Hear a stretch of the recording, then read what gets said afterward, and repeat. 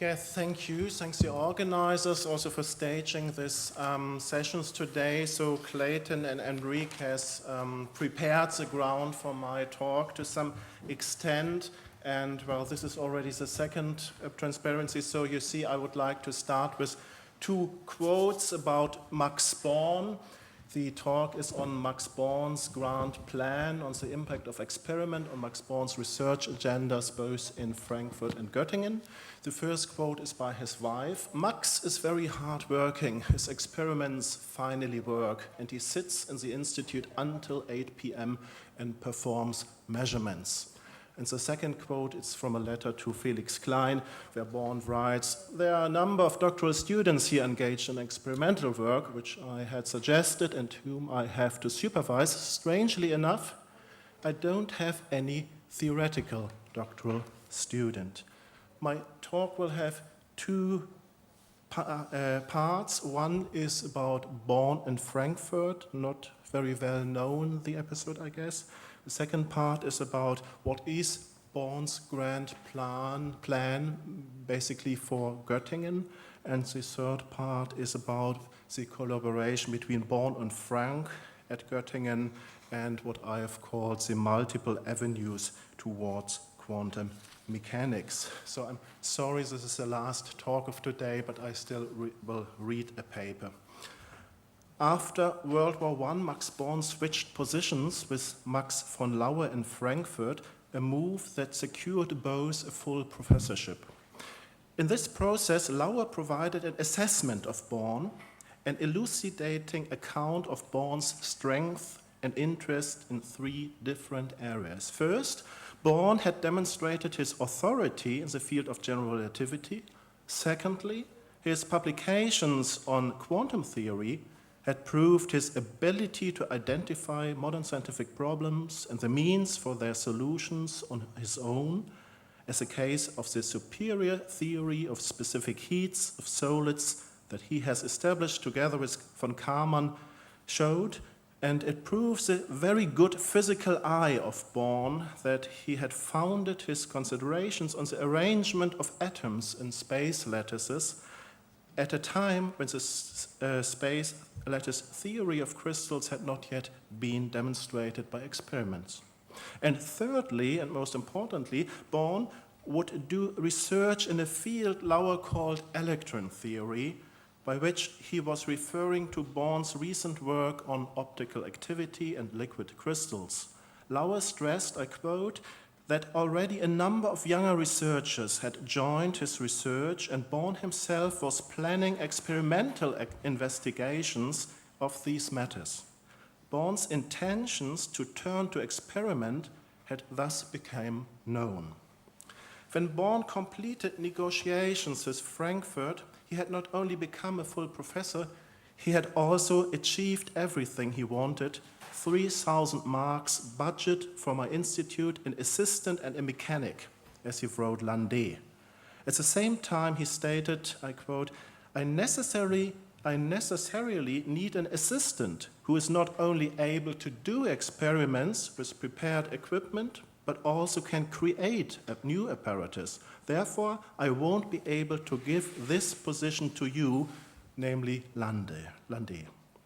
The theoretical or even mathematical physicist, as which Born had widely been recognized, was now becoming a full physicist who naturally dealt with experiments, and he valued his experimental assistant, whom he still had to find, more highly than a theoretical one who was standing by.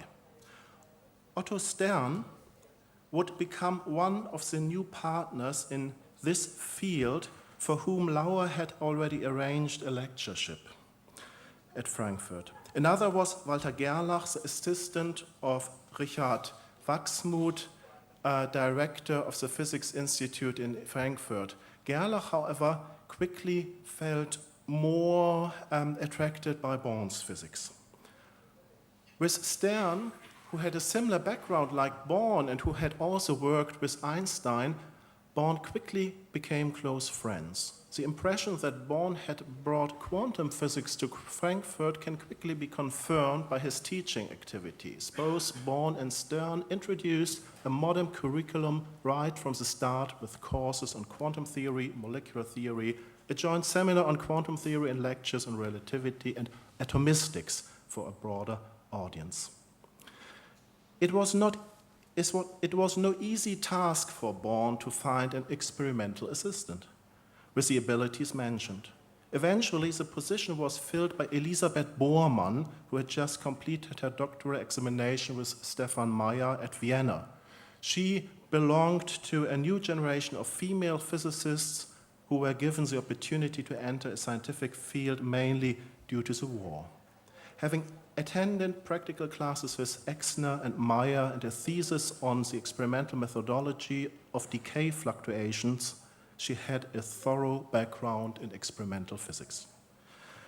With Stern and Bormann as key collaborators, plus the mechanic Adolf Schmidt and Gerlach visiting in 1919, Born had established a strong experimental group, while Landé remained the only pure theoreticians at the department, with whom Born did not publish any further work from this point on.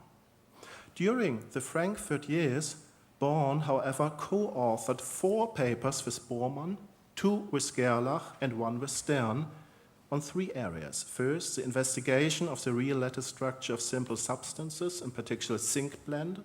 Second, Stern's idea to realize molecular arrays, which allowed for various experimental investigations of atomic physics.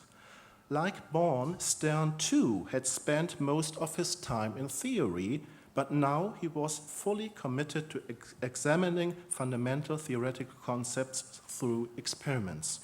He initially tried to verify, as we have seen this morning, Maxwell's velocity distribution, and he entertained plans for a molecular spectroscopy. Born and Bormann adopted his technology to detect cross-sections of molecule collisions in order to determine, for example, the diameter of the silver atom. These experiments occupied Born to great extent, as a quote of Hedwig Born to Einstein may have exhibited. Born, of course, did not convert fully to experimental physics, and his immersion did not get as far as, for example, Peter de Bays in Göttingen, but he made every effort to count as a full physicist who could combine theory and experiment for their mutual enrichment. Now, what about his grand plan for Göttingen? Also in Göttingen, the wind has shifted, mostly due to the war experiences and post-war needs, but clearly changes in the faculty also occurred. Hilbert's strong voice of support for theoretical and mathematical physics did not anymore get through so well. While Born had learned his lessons of applied science during the war work on atmospheric sound propagation and artillery ranging, he even had started supervising work by students on experimental physics. In Göttingen, he had to meet proponents of applied mathematics and their supporters from industry, led by Felix Klein. After Born received the Göttingen offer in May 1920, he went to see Robert Pohl first and had intensive discussions in order to define a plan for the arrangement of the teaching of physics that he then proposed to the ministry. In a 9-page letter, he took great pains to include all arguments to devise a full architecture of posts and duties. Recognizing Pohl's great experimental lectures, he still made clear that, quote, the theoretician also has the right to lecture 1 or 2 hours every week in the theater, for there are occasionally lectures that include demonstrations. Concerning the second position that Born wanted to give to James Franck, he had to walk a fine line between the claims of Pohl as a master experimentalist and the Göttingen Vereinigung championing technical physics. On the one hand, Franck would bring in his own approach to modern experimenting And with this, he was largely able to bridge theory and experiment. In addition, he had shared much of his career with Paul. On the other hand, however, Klein raised objections. Quote from Born, he fears that technical physics would come off badly if a pure physicist is called for Hermann Simon's position on applied electricity. Born told this to the ministry about Klein's opposition. The Göttingen Association for the Advancement of Applied Mathematical Physics could get one into trouble. Instead of drawing a rather artificial line between technical and pure physics, a distinction that is of no use when attempting to provide a broad education for their students, Born goes on, one should recognize, quote, there is only good and bad physics. Partly to appease Klein and the applied mathematics camp, partly to allow more personnel to be included, Born developed a detailed architecture both to span all fields of applied and experimental physics and to explain his elaborate space requirements. It involved Max Reich and applied electricity, Otto Stern to follow him suit from Frankfurt if he did not become his successor there, and Heinrich Rausch von Traubenberg, a lecturer who had shown good command of teaching in some major experimental courses in 1917 and 18. And here's even more from the, say, big teaching plan that even the practical classes were organized to a very, say, sophisticated structure. In the course of the differentiation of various kinds of experimental and applied physics, Born began to downplay his own experimental aptitude. I have never given experimental instructions, and I was able to get into this only when I abstained completely from my research work for several years, so Born told the ministry in his first long letter. This was, however, only the first sketch for a complete new program of physics teaching in Göttingen and marked the beginning of half a year of negotiations between Born, the two universities, and the ministry. Born's view on this matter was nuanced, and it was rooted in his relationship to experiments. As he had always stressed that he himself could not teach experimental physics the way Debye had done in Göttingen during the war years, he might have been willing to supervise doctoral students on experimental research as he has done in Frankfurt. When it came to fill the position of applied electricity, he opted for not asking a technician, but rather a physicist able to teach this field to students of mathematics and physics from a higher perspective. Here, Frank would have been an ideal candidate. It, however, was the Göttingen Vereinigung and the faculty that foiled this plan, and so he had to negotiate again with the ministry. Consequently, an arrangement was reached that made it possible to hire Frank anyway for an additional professorship. Putting his own interest in heading an independent institute for theoretical physics last, Born suggested that he would be willing to make a double sacrifice. Under the condition that Frank receive a second full professorship for experimental physics, Born would both forego the directorate in favor of Frank, and he would take on the full teaching load of theoretical physics alone. But in this way, he wrote, I acquire a collaborator with whom I share many common fundamental views, and I expect great advantages for teaching and research from this. Thanking Klein for supporting the appointment of Frank, Born wrote that he was fully aware of his responsibility for insisting on the very person, but he was quite sure that, quote, Frank would in fact be able to create a school of grand style. Like Faraday, Frank had the rare gift to recognize experimental opportunities, a fact that had been appreciated abroad before it was discovered at home. Frank would certainly help fulfill Klein's vision of science and industry stimulating each other.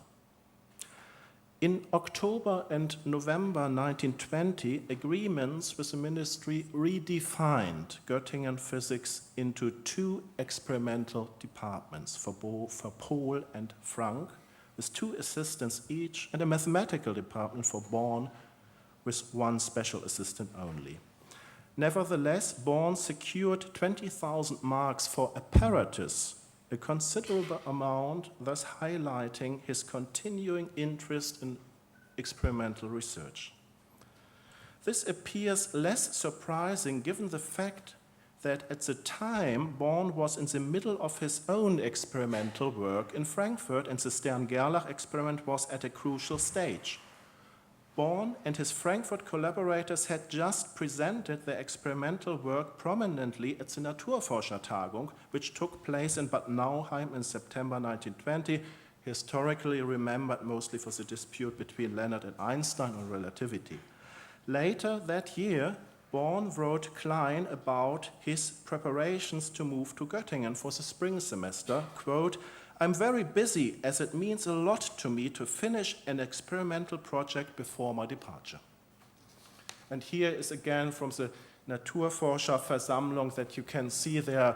It's a full paper of Born about all the experimental details and intricacies and problems of doing these experiments. And this is from the page of the Naturforscherversammlung, where you see that both Born and Frank are talking about experiments, while Lande is talking about the theory of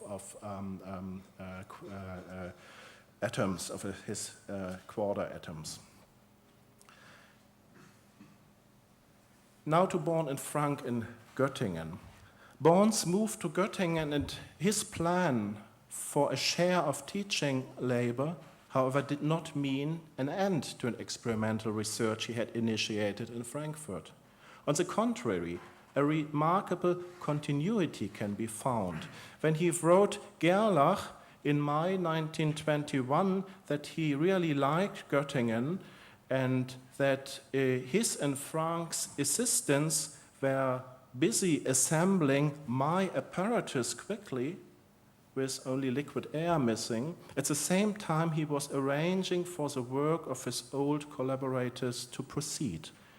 In the case of his student Peter Lertes, who was now improving his experimental work for publication, Born made clear that he could easily duplicate his experimental work on dielectric fluids in Göttingen. "Please tell Lertes when he annoys you with his laziness, etc., I will have his rotation experiment built up in Göttingen. There are many people here who can handle amplifier tubes and could do the job quickly. One has to talk with the striplings à la entente with short notice ultimatums and sanctions." More cordially, Born praised Gerlach's energy to push forward crystal analysis, a project for which Born had provided the theoretical computations. Now he was working with him to figure out how well the atomic theory could be confirmed and where things still had to be changed. Commenting on a recent paper by Born's new Göttingen collaborator Frank, he and Gerlach compared various experimental and theoretical accounts of electron affinities, concluding that the fourth law, which describes the atomic repulsion within a lattice, needed refinement. Born was aiming at much more upscale X-ray equipment for Göttingen, and his closeness to Einstein was instrumental for gaining access to funding from the Kaiser Wilhelm Institute for Physics. As the details have been discussed by Gönner and Castagnetti, I just mentioned that Born, on the one hand, was strengthening his case by siding with Planck and Pohl, and on the other hand, was able to forego expounding definite research needs in the application, in this way winning the allocation of funds for no less than 100,000 marks. Thanking Einstein for the gift, he explained that such equipment, quote, "is now part of a reputable institute, and there are quite often questions that can only be answered with the help of X-rays. This grant donation means that all of you in Berlin are confident that we might figure out something respectable with the apparatus, which makes us happy." One line of experimental research that actually extended from 1920 up to 1925 and came from Frankfurt to Göttingen and with Otto Stern to Hamburg were atomic or molecular beams. When Born referred to my apparatus to be reassembled at Göttingen, he meant the experimental setup he had used for the determination of the mean free length of silver atoms with the help of Bormann. Although not much is known about the use of this equipment in the first years in Göttingen, a doctoral student of Born, Fritz Biels, explained at some length in the Physikalische Zeitschrift in 1925 how the, quote, experimental setup had been improved by Professor Born in cooperation with Hauser and Minkowski. These were the assistants from Göttingen and Hamburg, so that he was able to realize useful quantitative measurements, including the measurements of the diameter of an uncharged silver atom. Thanking Born for his suggesting and for supporting the execution of the project, and also the two mechanics of the Institute for constructing the somewhat complicated brass apparatus, Biels' dissertation is a good example for Born's continued interest in experimental atomic physics. Contrary to standard historiography, Born's program to systematically push forward Bohr's quantum theory for systems with few or many electrons was not a result of the 1922 Bohr Festival, nor did it coincide with his remark on competition towards Sommerfeld. Rather, it can be traced back to Born's late Frankfurt days, when Emmerich Brody assisted him to complete his book on atomic theory of the solid state. It was within this collaboration that both the problem of enharmonic oscillations and the use of perturbation theory adapted from celestial mechanics were brought to bear on quantum theory, both crucial resources on which Born later drew in work with Pauli and Heisenberg.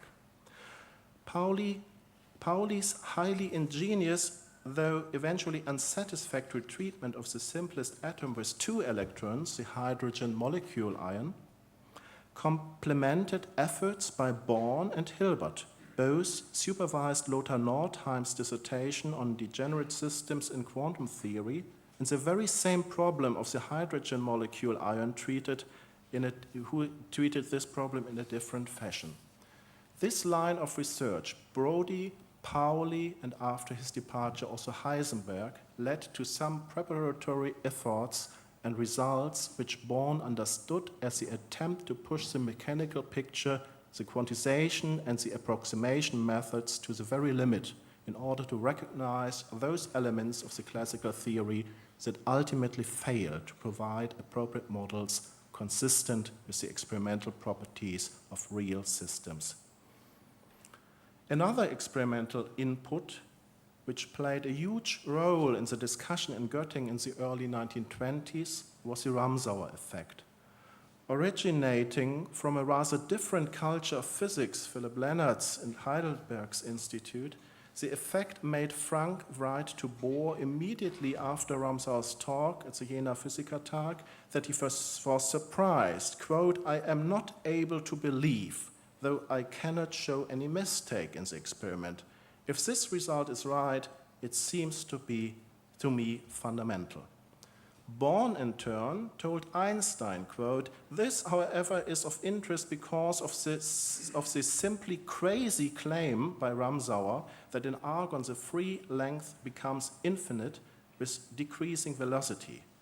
This, however, we would like to disprove." In this way, the Ramsauer effect contributed to bringing the problems of quantum theory at center stage in Göttingen, both to Frank, to Born, and probably also to the others.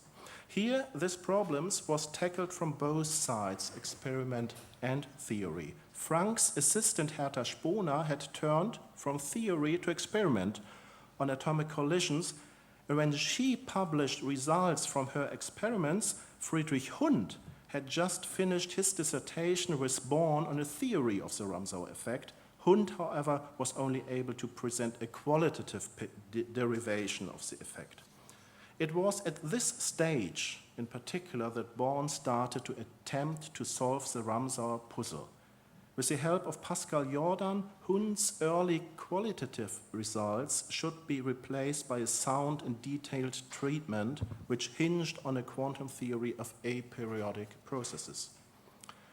The extent to which the problem of the Ramsauer effect motivated research also illustrates the proposal by Walter Elsasser to perform diffraction experiments with free electrons according to de Broglie's dissertation. Initially a student of Franck's, who then turned to theory and to Born, Elsasser learned from both that such experiments had just been reported and that by and large the magnitudes would agree, so that he should rather work things out theoretically. Born and Franck, who were less interested in spectroscopy, for which the quantum theory of periodic processes was quite effective, but they were rather immersed in experiments of particle rays and molecular beams, thought it imperative to find a quantum theory that also treated collisions. Born and Jordan started from the classical theory of aperiodic electrical fields acting on a restricted periodic system and discussed induced probabilities of quantum jumps and employed a correspondence principle of movements in order to explain the Ramsauer effect. As Born explained to Einstein, the motivation for all this work was to understand collision processes which Planck had mastered in Göttingen. Quote, chiefly, however, I'm interested in the also quite mysterious difference calculus that is behind the quantum theory of atomic structure. With Jordan, I'm systematically examining, though with limited mental effort, every imaginable correspondence relationship between classical multiply periodic systems and quantum atoms. This is a preliminary work for an investigation into processes of atomic collisions, quenching of fluorescence, sensitized fluorescence a la Franck, etc. Born and Franck were in ongoing discussions about collision processes from the very beginning of their Göttingen collaboration, and in their crucial years of the formation of matrix mechanics, which, however, was not able to cover these processes before Wolf mechanics came to its aid, Born was, in fact, alternately publishing with Jordan and Heisenberg on a new mechanics of matrices and with Franck on the formation of molecules from collision processes. With Franck, he explored the question of molecule formation and dissociation and asked what role excitations and collision processes may play. Born showed that quantization has to distinguish rather slow nuclear motion and oscillations from the motion of the faster electrons, an idea Franck had already developed rather intuitively. It later became known as the Franck-Condon principle. The involved collisions of the second kind were at the heart of many projects by Franck's doctoral students. This sketch of the collaboration between Born and Franck is just one more example of the many strong experimental constraints that Born was fully aware of when he was formulating matrix mechanics with Heisenberg and Jordan. They illuminate that in the context of great efforts to experimentally capture all aspects of atomic collisions, molecular formations, and dissociation, it was self-evident for Born that any theory of quantum mechanics must address the question of collisions and scattering experiments. When Heisenberg celebrated the breakdown of a space-time description of single objects in the atomic realm governed by matrix mechanics as a revelation, Born immediately started to seek a framework that would allow the new impossibility of accounting for all mechanical quantities of the atomic scale to be married with the experimental evidence that was constantly gained from collision and scattering experiments performed in Franck's laboratory. For this reason, Born, Jordan, and Northeim still employed difference calculus to explain excitations of atoms in collisions, even with matrix mechanics at hand, which, however, was not yet capable to deal with this case. This example illustrates how the different lines of developments did not all meet exactly at a single point. It therefore appears rather straightforward that it was Born who proposed his statistical interpretation of quantum mechanics in 1926, and said that this step would hardly have been feasible without his collaboration with James Franck. As a tribute to Franck, he included in his paper also inelastic scattering, in this way providing a quantum mechanical description of the very Franck-Hertz experiment that is regarded as the first corroboration of quantum atomic structure introduced by Bohr. When Born went to the US in late 1925, he fully remained on this track of mastering collision processes. From this perspective, it is also clear that the often mentioned near miss of wave mechanics, when he and Norbert Wiener introduced operator techniques for quantum theory, does not do justice to his approach. The relation between energy and time appeared most important for collision processes. Direct observation of the position, however, was unfeasible. Therefore, they merely replaced the energy with the differential operator. Born's self-understanding as a physicist with strong attention to experimentation, which had developed to some extent after the war, probably also overshadowed his identity as a theoretician and as a mathematician trained by Hilbert and Minkowski. In any case, the collaboration between mathematicians and physicists in Göttingen, which was so close under Hilbert in the years before World War I, had somewhat loosened after the war when the experiment claimed some priority over theory. Thank you.